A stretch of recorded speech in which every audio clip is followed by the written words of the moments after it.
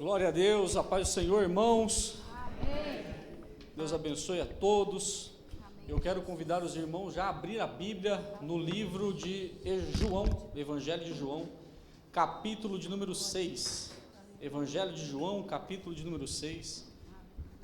Nós temos o tempo que não nos espera e eu quero poder, até o horário que me é dado, pregar toda a palavra que me foi confiada. Então, o Evangelho de João, o quarto Evangelho do Novo Testamento, capítulo de número 6, versículo de número 1 até o versículo de número 6, é a palavra que nós vamos meditar aqui nessa noite. Amém? Amém. Eu não ouço mais as folhas, então é sinal que todo mundo encontrou, né? Ou a folha está grudada na Bíblia e a pessoa não folhou mais, né? Ficou receosa. Mas a palavra diz assim, depois disso, partiu Jesus para o outro lado do mar da Galileia, que é o de Tiberíades. E uma grande multidão o seguia, porque via os sinais que operava sobre os enfermos. E Jesus subiu ao monte e assentou-se ali com os seus discípulos. E a Páscoa, a festa dos judeus, estava próxima. Então Jesus, levantando os olhos e vendo que uma grande multidão vinha ter com ele, disse a Filipe: onde compraremos pão para estes comerem? Mas dizia isso para o experimentar, porque ele bem sabia o que havia de fazer. Eu tenho uma outra versão agora, que eu vou repetir os versículos 5 e 6, se você tem a versão NVI, eu vou repetir esses versículos 5 e 6 do mesmo capítulo. Levantando os olhos e vendo uma grande multidão que se aproximava, Jesus disse a Filipe: onde compraremos pão para esse povo comer?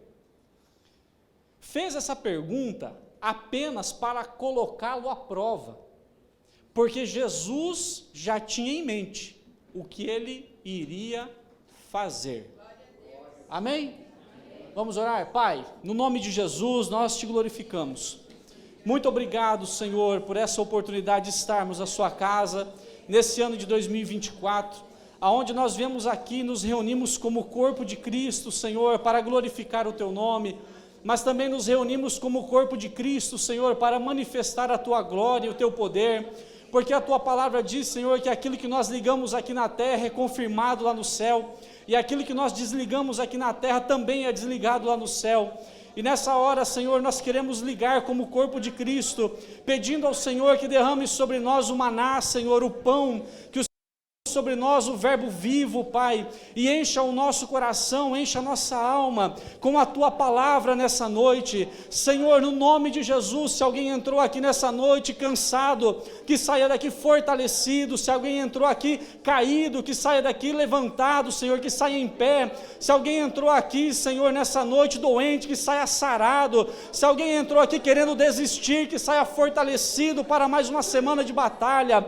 Oh Deus poderoso, Tu sabes, Senhor, que nós não temos nada para oferecer à Tua igreja, mas nós não estamos aqui para dar algo de nós estamos aqui para entregar aquilo que o Senhor nos deu, e aquilo que o Senhor nos deu é vida, é poder, aquilo que o Senhor nos deu é graça, é ousadia no Espírito, aquilo que o Senhor nos entregou é alimento, Pai, e é um alimento que não acaba, é um alimento que não nos permite ter fome. Aquilo que o Senhor nos deu é a água viva, Senhor, que brota dentro de nós e jorra para a eternidade, Pai, que nessa noite a Tua palavra possa fazer, Jesus, jorrar dentro do coração de cada um de nós aqui, Senhor, essa fonte de água viva que jorra para a eternidade. Por isso eu te peço, derrama sobre nós uma porção dobrada do Teu Espírito Santo nessa noite e fala poderosamente ao nosso coração, Pai, em nome de Jesus, eu te peço e te agradeço, amém. Glória a Deus. Tome o teu assento, irmão, dando glória ao Senhor nessa noite. Eu quero enfatizar com os irmãos que eu não vou falar sobre a multiplicação dos pães e dos peixes, mas eu quero falar do momento específico em que Jesus fala com Filipe. E no momento que Jesus fala com Filipe, a Bíblia diz que Jesus fez para ele uma pergunta, deu para ele uma ordem, e nessa ordem Jesus colocou ele à prova.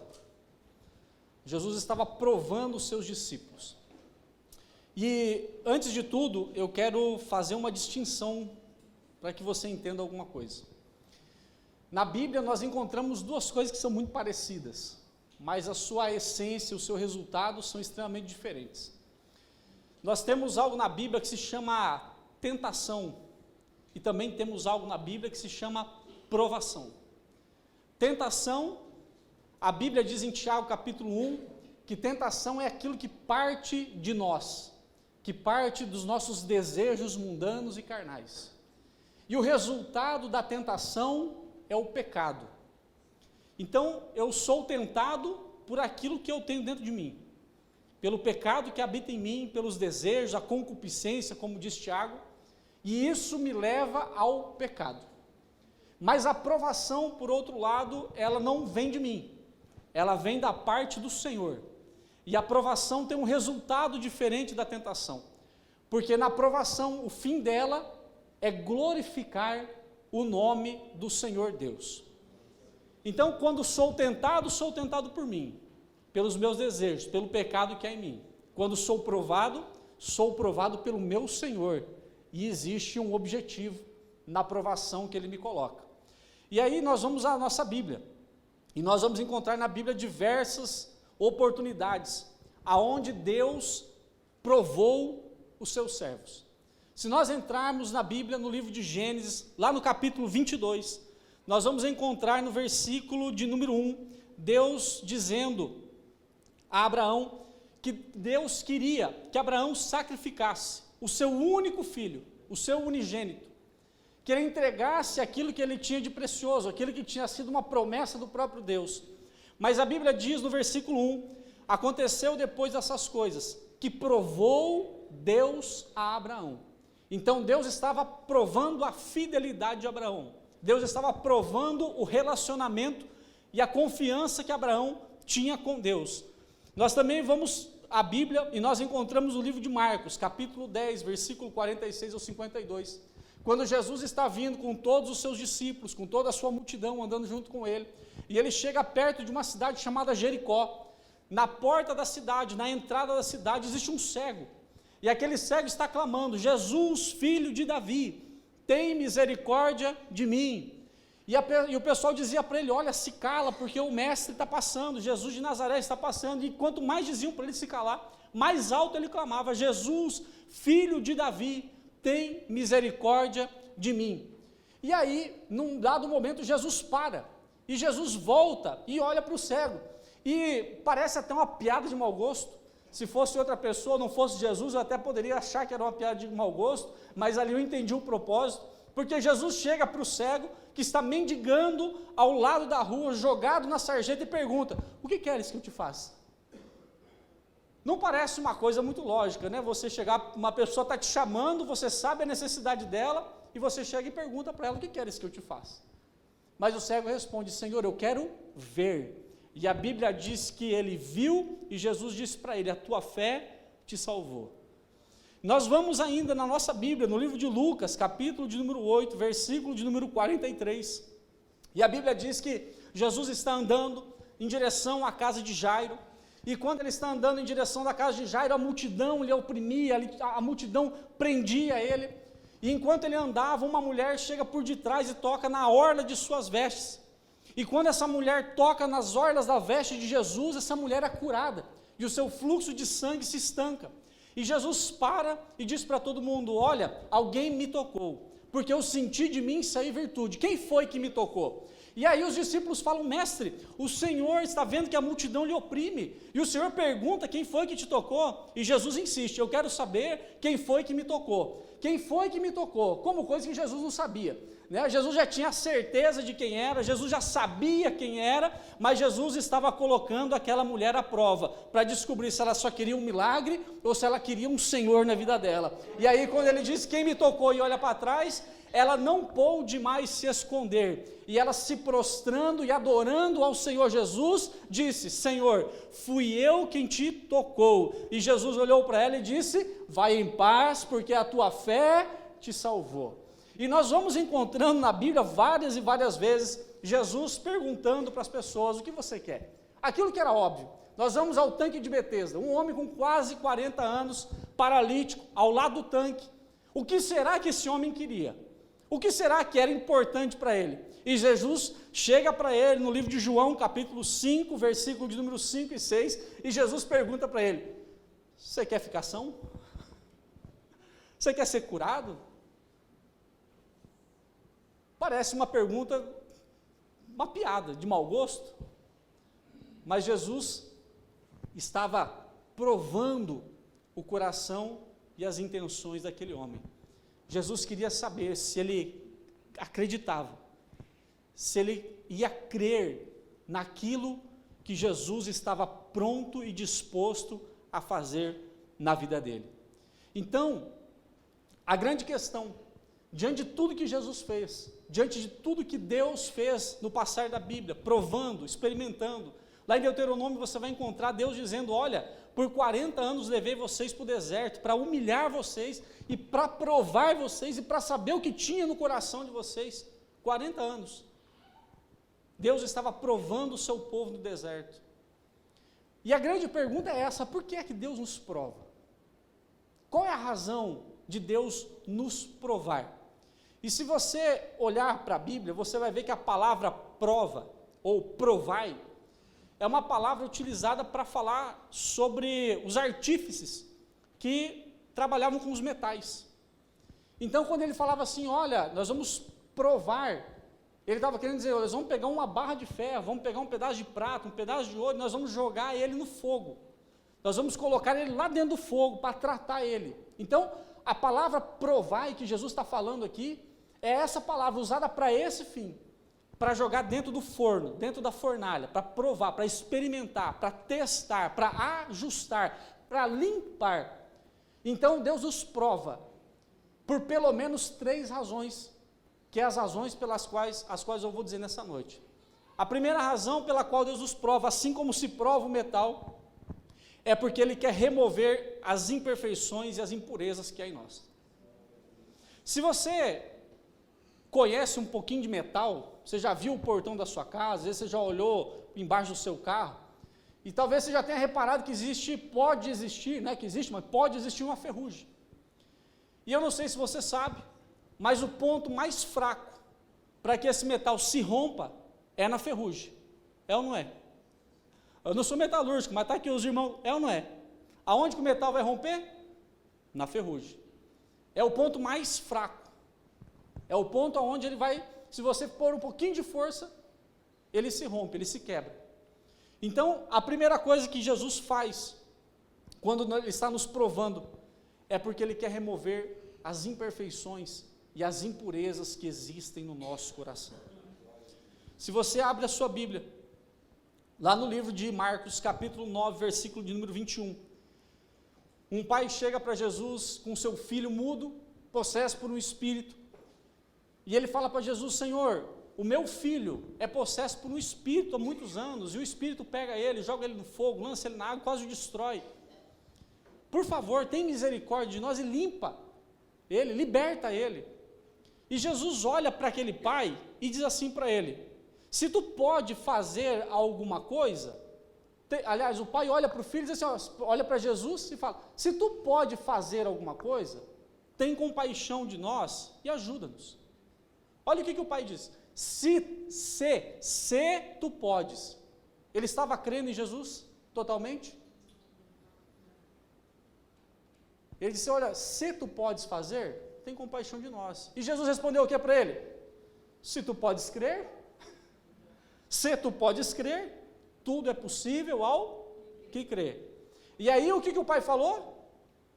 Com lágrimas disse: eu creio, Senhor, ajuda na minha incredulidade. Então o ponto fraco desse homem, a fraqueza desse homem estava na sua falta de fé, estava na incredulidade que ele tinha. Ele não tinha a condição ainda de crer totalmente naquilo que o Senhor Jesus poderia fazer. E talvez muitos de nós aqui nessa noite também tenham essa mesma fraqueza, ou tem algumas outras fraquezas, pelas quais, ou das quais o Senhor quer nos livrar de todas elas, e para isso o Senhor vai nos colocar à prova. Veja que alguns de nós podem ter falta de fé, alguns de nós podem sofrer com imoralidade, com a pornografia, com o vício. Alguns de nós podem ter vícios, podem ter imoralidades dentro de si. E o que é curioso é que as nossas fraquezas, elas brotam de nós para fora. Você não precisa ter nenhum tipo de trabalho exterior, nenhum tipo de incentivo exterior. A sua fraqueza está dentro de você e ela só sai. Um dia você está na sua casa assistindo uma televisão, de repente o controle da televisão coloca naquele canal de pornografia que você acidentalmente assiste. Daqui a pouco o seu celular está na sua mão e você está abrindo um vídeo no WhatsApp que você recebeu. Daqui a pouco você está cobiçando a mulher, o marido do próximo. São coisas que independem de qualquer circunstância externa, simplesmente elas saem. Um dia você está tranquilo andando na rua e de repente dá uma vontade de fumar uma maconha, de cheirar uma cocaína. Veja que essas fraquezas que estão em nós, elas partem de dentro de nós em direção ao pecado. Essas fraquezas que estão em nós nos fazem procurar o pecado. E essa é uma das razões pela qual o Senhor nos prova. Porque o Senhor quer arrancar de nós todas as fraquezas que existem dentro do nosso coração. O Senhor quer arrancar de dentro de nós todos os defeitos, todos os problemas, todos os vícios que existem dentro do nosso coração, todas as mágoas. O Senhor quer nos purificar de tudo isso e nos transformar e fazer alguém melhor para a sua honra e para a sua glória. Se nós olharmos 2 Coríntios capítulo 12, versículo 9, nós vamos entender que Paulo está descrevendo o seguinte: a minha graça te basta, porque o meu poder se aperfeiçoa na sua fraqueza. Irmão, eu não consigo me libertar. Você não consegue, mas Jesus consegue te libertar, porque o poder dele se aperfeiçoa na sua fraqueza. O poder do Senhor Jesus se aperfeiçoa na sua fraqueza. Aleluia. Por isso o Senhor nos prova, porque o Senhor quer nos libertar, o Senhor quer nos lavar dos nossos pecados, o Senhor quer trabalhar dentro do nosso coração e fazer de nós alguém segundo a sua imagem e sua semelhança. Jesus não quer fazer você uma pessoa melhor do que as outras. Jesus quer fazer você alguém que é parecido com Ele, que reflete o seu caráter, que reflete a sua imagem, que reflete a sua semelhança. Aleluia. Se nós andarmos adiante, nós vamos entender que a segunda coisa que Jesus faz, quando Ele nos prova, a segunda intenção dele quando Ele vai nos provar, é porque Ele quer forjar o nosso caráter. Então, você pega um pedaço de metal, uma barra de ferro toda enferrujada, você vai lá e coloca ela no fogo, vai tirar a ferrugem, você vai dar uma lixada nela, vai transformar ela, mas pode ser que ela ainda esteja torta, pode ser que ainda ela não esteja firme o suficiente, talvez ela vai entortar na primeira vez que você for usar ela, e aí existe um processo chamado forja, que serve para endurecer o metal, para deixar um metal mais rígido. E aí, a segunda coisa que Jesus faz, quando Ele nos prova, é justamente nos fortalecer. Jesus quer deixar o seu caráter, a sua fibra moral firme. Jesus quer que a sua fibra moral, quando for provada, não se abale, que ela resista. E irmão, e tem isso na Bíblia? Tem. Eu vou pegar para você um exemplo bem claro que você vai lembrar. Quando você olha para a história de José, José já está lá no Egito, José já saiu de dentro de um poço, e agora ele está dentro da casa de Potifar. E a mulher de Potifar chega para José e fala: e aí José, vamos namorar? E a fibra moral de José, o temor que José tinha de Deus, fez com que ele dissesse: não, eu não faria isso jamais com o meu Senhor e contra Deus, porque a fibra moral dele era firme, era forjada, nada abalava ele. Se nós pararmos para olhar a Bíblia, nós vamos ver que Deus nos prova, porque Deus quer forjar o nosso caráter. Deus quer fortalecer as nossas faculdades emocionais e mentais, para que quando você sofrer algum tipo de ataque, você esteja pronto para resistir o diabo. A Bíblia diz, olha, resistir ao diabo, e ele fugirá de vós. Mas você só vai conseguir resistir ao diabo, se o seu caráter estiver sido fortalecido pelo Senhor Jesus. Então, nós olhamos que, num primeiro momento, Jesus quer purificar o nosso coração, tirar de dentro de nós o pecado que está ali enraizado. E no segundo momento, Jesus quer nos fortalecer para aquilo que é externo, para aquilo que vem de encontro a nós, para aquilo que vem nos afrontar. Jesus quer nos fortalecer para que a gente possa suportar as adversidades. Veja que, se você pegar a fabricação da roda de um carro, qual é o objetivo dela? Segurar o pneu, fazer o carro andar. Pelo menos isso, né? Pelo menos isso. Então a roda, ela é de metal, ela serve para colocar um pneu em volta e fazer o carro se movimentar. Só que você já parou para pensar que, ou imagine se o primeiro buraco que você acertasse com a roda do seu carro, aquela roda se esfacelasse toda, se despedaçasse toda. Seria uma boa roda?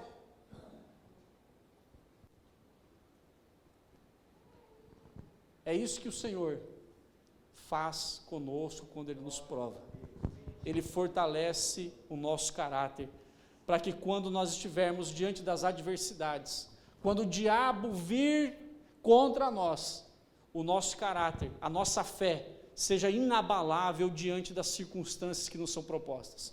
Existem muitas pessoas que simplesmente falham, simplesmente desistem, simplesmente largam as bets, como a gente diz, porque foram tentadas, porque o inimigo lhes impôs alguma coisa, a adversidade chegou e eles não estavam prontos para aquele momento, não estavam forjados no Senhor, a sua fé, o seu coração não estava forjado no Senhor, e aí não suportaram, espedaçaram, se esfacelaram diante das adversidades. Mas eu tenho uma notícia para você, se você é uma dessas pessoas, eu quero te dizer que o Senhor Jesus é especialista em restaurar aquilo que foi quebrado. Jesus não abandona.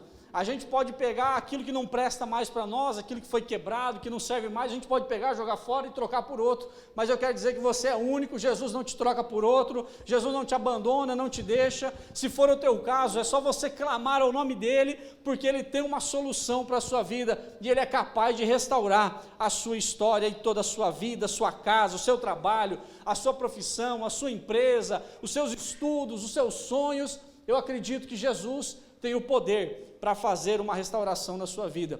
Veja que quando nós temos uma moralidade fraca, nós somos provados, ou somos tentados, ou não fomos provados o suficiente. E na primeira adversidade a gente vai ceder. E um caso que eu acabo vendo bastante por causa do trabalho, é aquela pessoa que às vezes está passando uma necessidade. E o patrão dá o carro para ela e diz assim, vai lá abastecer. Aí ele chega no posto de gasolina, abasteceu R$150, ele fala, ei, você consegue tirar uma nota de 200? Ou aquele patrão que quando chega na virada do mês, ele olha para o dinheiro e fala, será que é o meu prolabore que vai sair ou será que eu pago os meus funcionários? Aí ele fala, mas não tem dinheiro para os dois, eu vou fazer o seguinte, eu vou garantir o meu e eles que esperem. Olha para guia de imposto, fala, não, pagar imposto eu não vou, isso aqui não é para mim. E aí a pessoa está tentando Deus, pedindo para ser abençoado, e aí ela não é abençoada, os homens ao máximo podem dar um glória aí, porque eles estão tentando a Deus, e a sua fibra moral, o seu caráter, ainda é um caráter tortuoso. Quero dizer que você ainda precisa passar uma aprovação, passar um período na forja, para que o Senhor endireite o nosso caráter, para que o Senhor endireite e deixe tudo reto, tudo certo, e te deixe fortalecido para o próximo desafio que você vai enfrentar. E eu vou seguindo, nós temos ainda a terceira e última razão pela qual Deus nos prova. Deus nos prova porque Ele quer aperfeiçoar em nós e nos completar para nos usar na sua obra. No Salmo 66:10, a Bíblia diz assim: pois tu, ó Deus, nos provaste, tu nos afinaste como se afina a prata. Em Filipenses 1:6, está escrito: tendo por certo isso mesmo, que aquele que começou a boa obra, a aperfeiçoará até o dia de Jesus Cristo.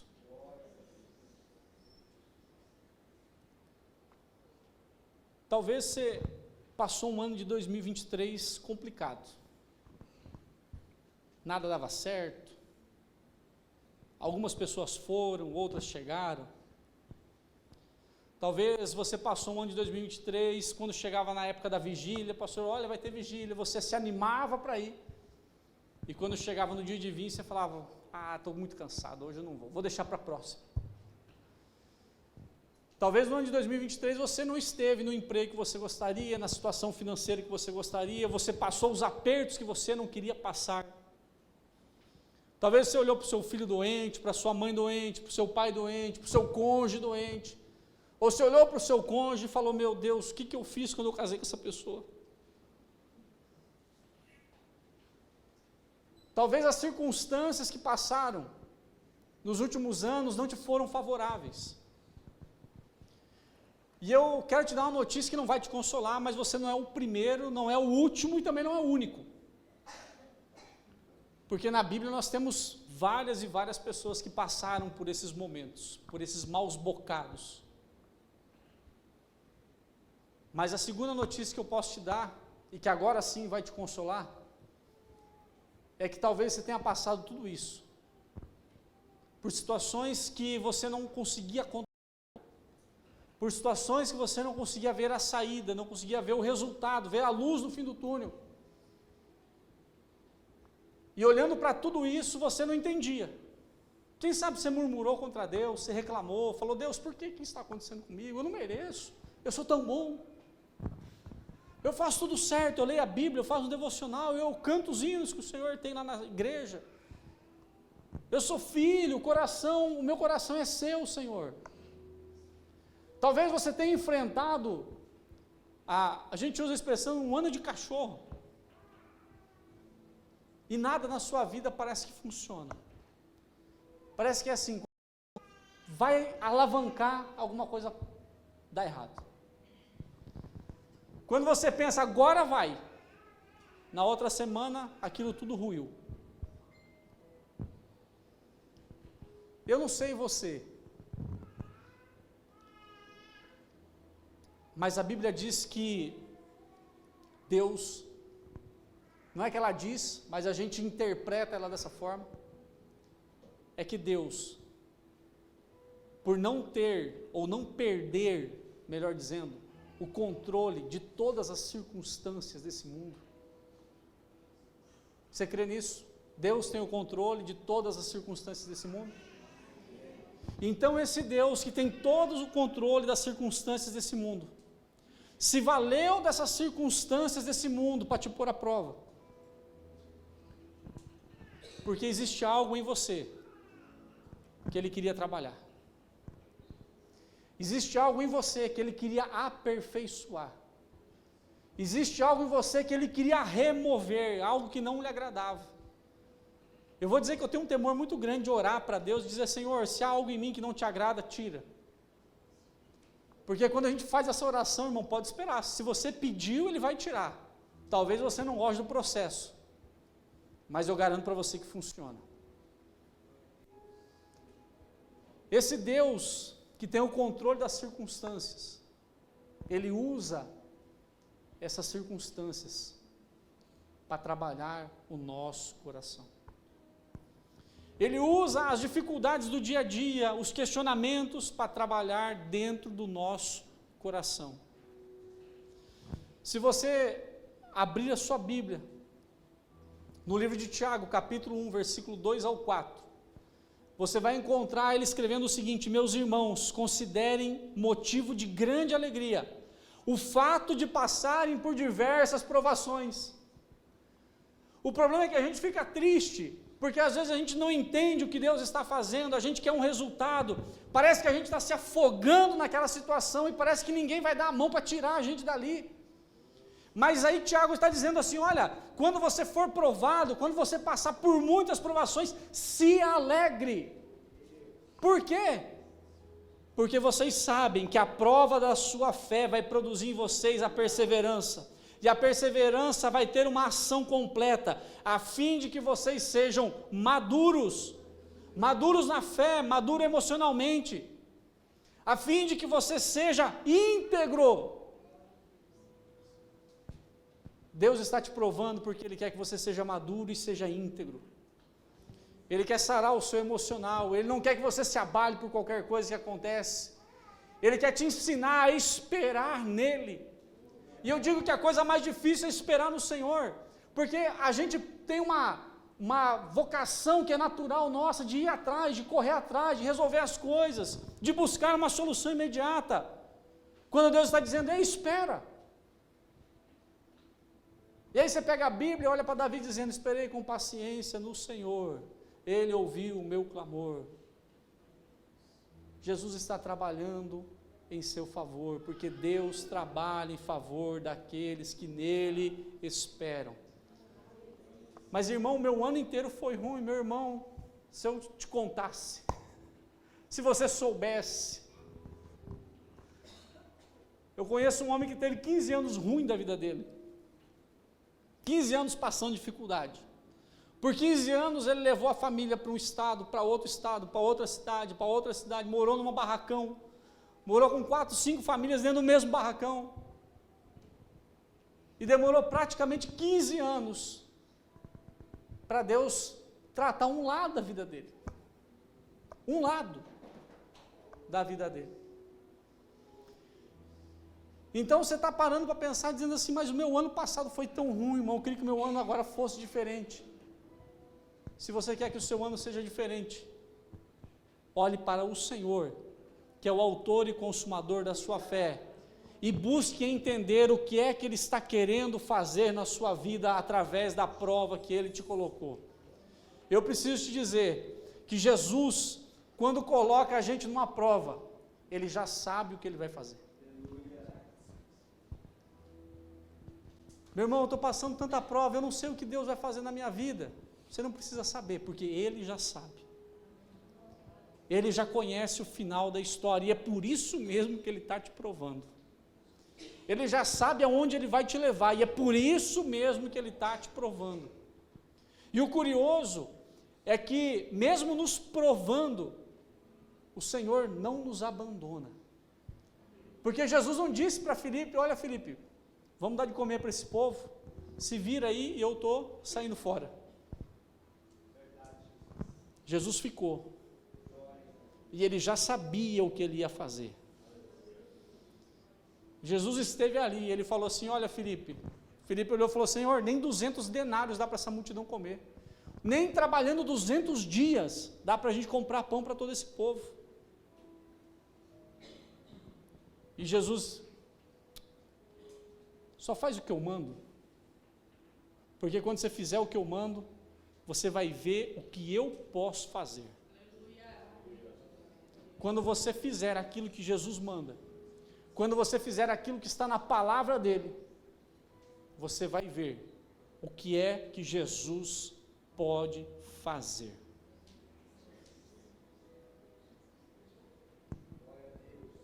Eu não sei você, não sei se você já enfrentou algum deserto na sua vida. Se você não enfrentou, eu vou te dizer uma coisa: certamente você vai enfrentar.